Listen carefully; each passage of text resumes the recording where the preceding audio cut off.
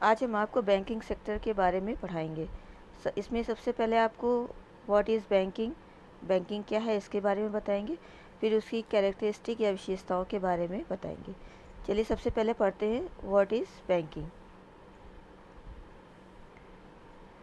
Banking एक ऐसा क्षेत्र होता है जो किसी भी देश के विकास के लिए उस क्षेत्र में बैंकिंग पर निर्भर करता है, क्योंकि बैंक कई और विकसित देशों मुद्राओं के बीच में प्रतिस्पर्धा को बनाए रखते हैं और वहाँ पे काम सीधे तौर पर लोगों के साथ संलग्न होता है, क्योंकि वे अपनी मेहनत से जो भी धन बचाते हैं वो बैंक में जमा करते हैं और उसके साथ ही साथ वो बैंक से उधार भी लेते हैं।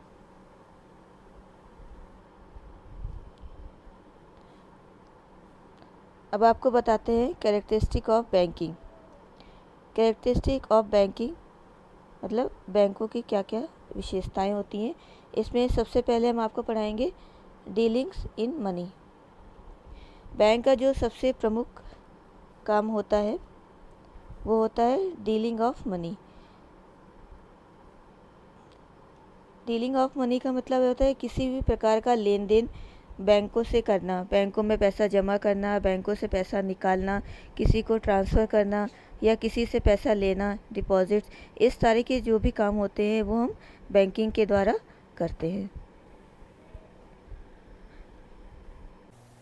नेक्स्ट है एक्सेप्टेंस ऑफ मनी डिपॉजिट, यानी कि जो अब बैंक होता है वो अपनी जमाएं भी स्वीकार करता है।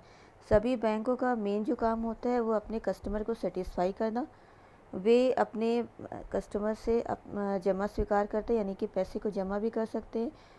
वो जमाएं कई प्रकार के अकाउंट होते हैं उसमें जमा करते हैं, जिसमें से सेविंग अकाउंट होता है उसमें सबसे ज़्यादा इंटरेस्ट देते हैं, और बाकी जो अकाउंट्स होता है उसमें वो उसी के हिसाब से अलग अलग तरीके से देते हैं।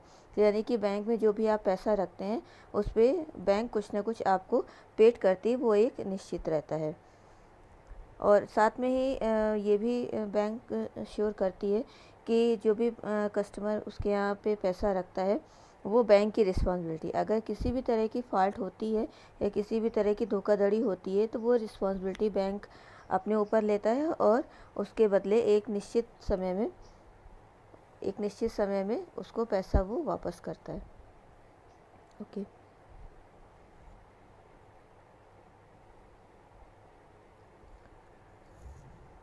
नेक्स्ट आपका है इंडिविजुअल और कंपनीज।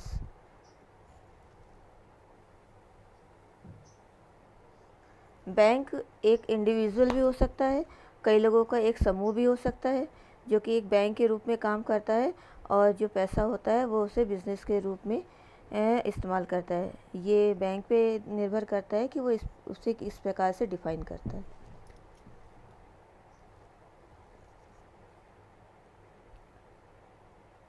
आपका नेक्स्ट टॉपिक है payment and withdrawals. Payment and withdrawals का मतलब कि बैंक के ज़रिए आप किसी भी तरह से पेमेंट ले सकते हैं, पेमेंट जमा कर सकते हैं, किसी भी तरह से पैसा निकाल सकते हैं। और इसके कई तरह के सोर्स होते हैं, जैसे एटीएम है, ड्राफ्ट है, मनी ऑर्डर है, चेक है। इनके द्वारा आप किसी भी तरह का पेमेंट निकाल सकते हैं, पेमेंट जमा कर सकते हैं। ये सारी सुविधाएं बैंक देती है। आपका नेक्स्ट टॉपिक है वेरियस ब्रांचेस। बैंक होता है वो केवल एक ब्रांच नहीं होती बल्कि कई सारी उसकी ब्रांचेस होती है। इन ब्रांचों के द्वारा वो अपने कस्टमर्स को ये फैसिलिटीज़ देता है कि आप किसी भी ब्रांच में जा कर के या मेन ब्रांच में जा कर के अपने सारे कार्यों को कर सकते हैं, पैसा जमा कर सकते हैं, निकाल सकते हैं। और साथ ही साथ इन ब्रांचों को होने से उनको अधिक से अधिक कस्टमर मिल जाते हैं और ग्राहकों को भी सुविधा होती है।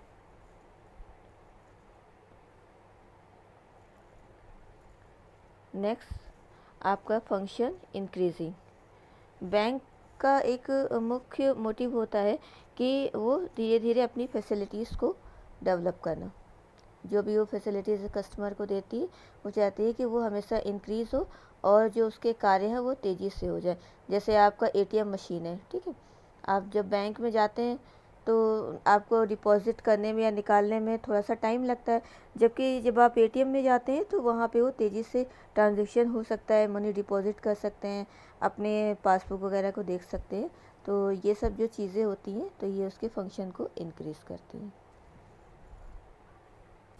Next topic, facilities of advance.